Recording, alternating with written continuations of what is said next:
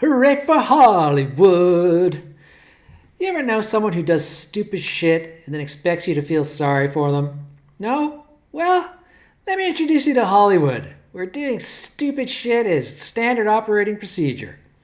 Right now, a couple of Hollywood hotshots are getting bit in the ass for buying into the politically correct, woke social justice philosophy.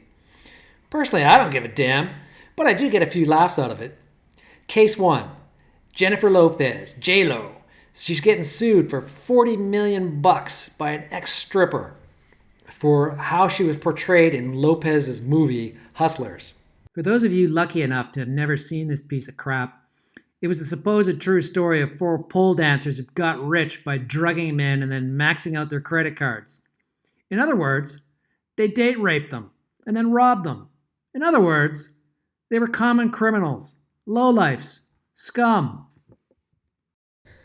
But they were women, and women of color, and the victims were mostly white.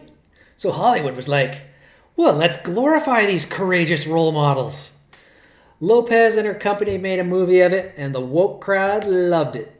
The Hollywood Reporter described it, the thieving whores, as heroes. I quote, "Their actions became the rallying cry of the oppressed everywhere." Yeah, right. Like drugging and robbing people is exactly what the oppressed everywhere longed to do. Christ, if I said that, I would have been banned from Facebook. Oops. Well, now Lopez is being sued by one of the heroes. Why? Because the film didn't portray her heroically enough. Ex-stripper Samantha Barbash, a mixed-race plastic surgery nightmare who looks like a cheap Mexican knockoff of an inflatable sex doll, claims that the movie does not make her look as ethical and loyal to her colleagues as she is in real life. In her legal complaint, she doesn't contest the fact that she drugged and robbed the guys. Oh no, she's fine with that part. She's only pissed about the fact that she was portrayed as possessing a few personal flaws. So of course, she's suing Lopez for $40 million. Is Barbash an idiot? Yeah. But do I feel sorry for Lopez? No. She brought it on herself by lionizing pure human garbage. She took 4 worthless bottom feeders and told them, "You're the greatest, most noble role model since Florence Nightingale."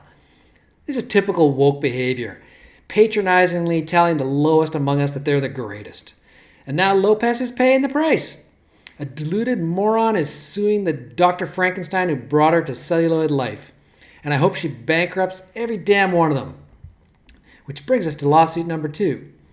Supposed comedian Monique is suing Netflix because the company only offered her $500,000 to tell some white people be walking funny and shit jokes. Monique's argument is simple. Other comedians like Eddie Murphy, Dave Chappelle, and Chris Rock got more than $500,000 for their Netflix specials. Therefore, Monique deserves exactly as much as they got.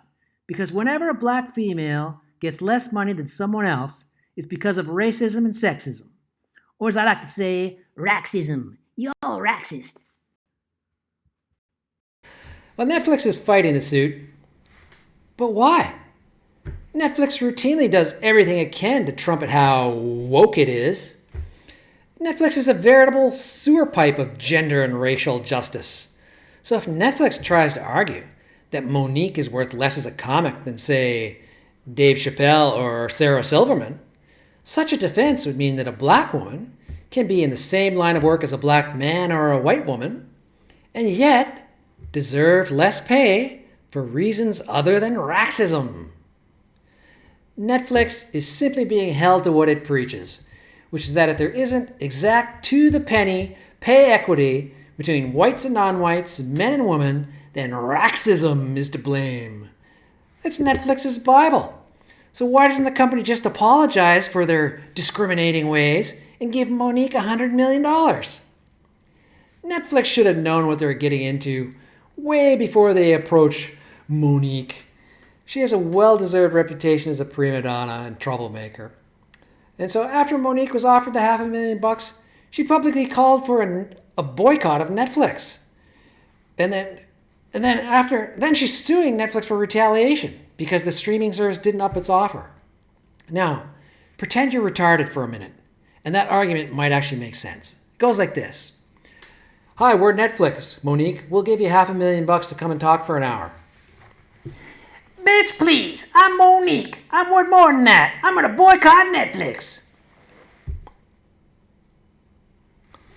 You retaliating.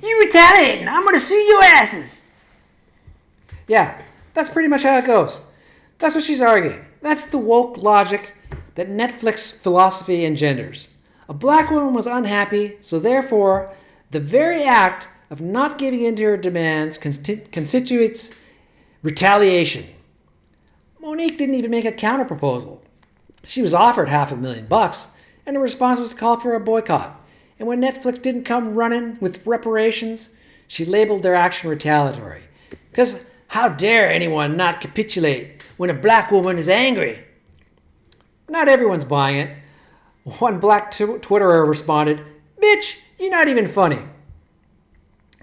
Netflix lawyers are still contesting, but they're trying to use common sense against the outraged product of an entitlement culture. It won't work against Monique, and it won't impress a jury made up of black women either. Not any with a Netflix subscription. So Netflix is getting a taste of what average Americans have to put up with on a daily basis. In any other context, had a black woman been offered a job, had she rejected the proposed pay, had she called for a boycott of the company that sought to employ her, and had she sued the prospective employer for not upping the offer, Netflix would have been the first to release a documentary immortalizing the woman as the new Rosa Parks and condemning the employer as the Ku Klux Klan scum. Yeah, this is one case, or two cases, where I hope they all lose. Get woke, go broke. Hooray for Hollywood. Peace out.